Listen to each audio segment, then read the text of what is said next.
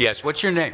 Hi, I'm Emma. Thank you guys Hi. so much for being here. Welcome, Victor, for your very first ever one. Dan, your 80th, 90th, 100th one, maybe. Not quite that many, maybe.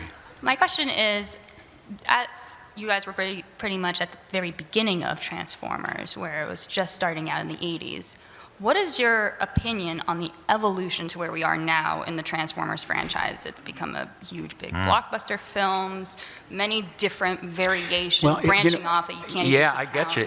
It's interesting because there are so many different branches. I mean, there's G1.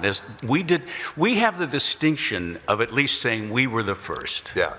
You know, we were the originals.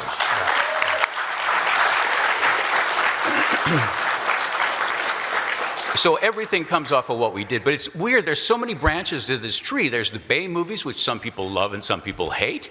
There's the earlier animated stuff that some people love and some people go, that animation sucks. Of course it does. It was done in 1981, okay? Yeah. None of you were even born, most of you. So Probably the biggest difference, I think, is it's very simple. It's 3 letters, CGI.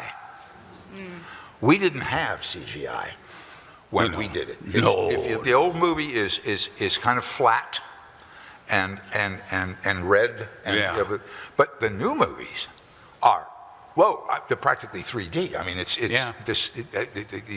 computer graphics interface, I think, is that what it means, CGI? Yeah. Computer graphics. Computer something stuff. like that. Well, they can do that's so right. much more now with that stuff. Well, that's the point. I mean, you can love the Bay movies, you can love our stuff, you can love Beast Wars, you can love.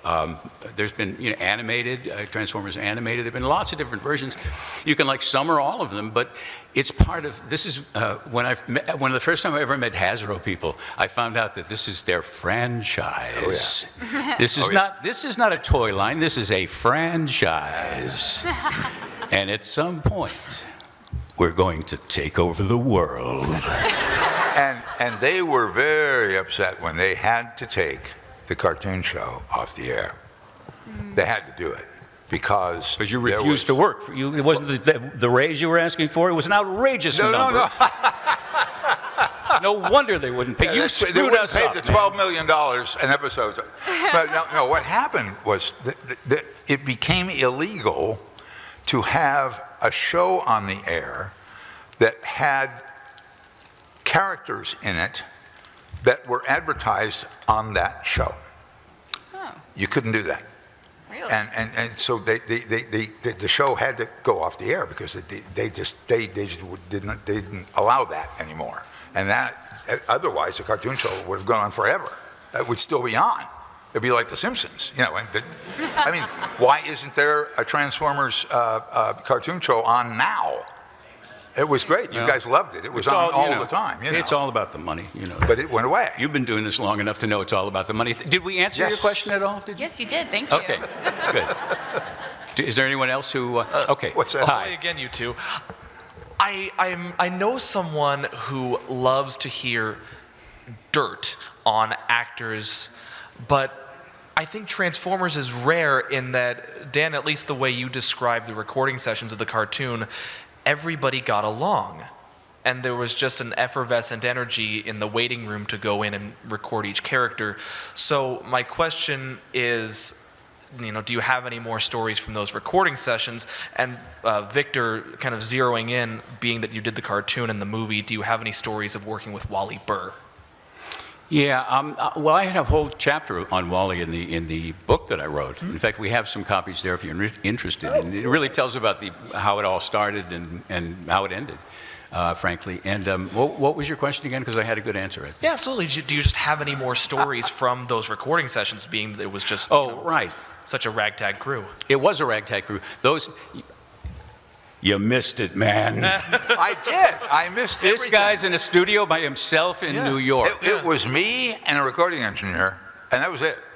It was me and Bob Martone, and we recorded it, and I left the studio, and I moved on. That was it. So Wally wasn't there. You were And now spared. here you are, And now a major star in your own way. Yes, and what was mine? Yes. So do you just have any more stories to tell from those sessions? I probably have one or two that I couldn't really put in the book because who knows who might pick it up. Some older person might pick it up. Thank you. Thank you so much. Stop by my booth. I have a button to give you when we finish this. But I will say this. I do have 2 interviews that I did. I was going to do a second version of Bumblebee and Me. That's the name of the book. And I thought, what if I did interviews with all the surviving guys? So I started with Scott Brownlee, which was our sound engineer. He was the best one, and I got one. And then I sat at a bar with Peter for a while and got one from him, and then I got bored with it and stopped. So I have these really cool interviews. And Scott Brownlee, it's fascinating to hear about what was going on, how they created these voices. You know, if you listen, there's a slight buzz to it. And so I go. He goes, yeah, we worked on making the voices sound human and yet a robot. And I go, yeah, he added some buzz to it. He goes, oh no, we added this box in which did this, and then another box modulated this. And it was crazy. The way they were had to go through 4 stages in order to get the effect that they wanted. He also had some great Orson Welles stories, which I won't go into. Oh.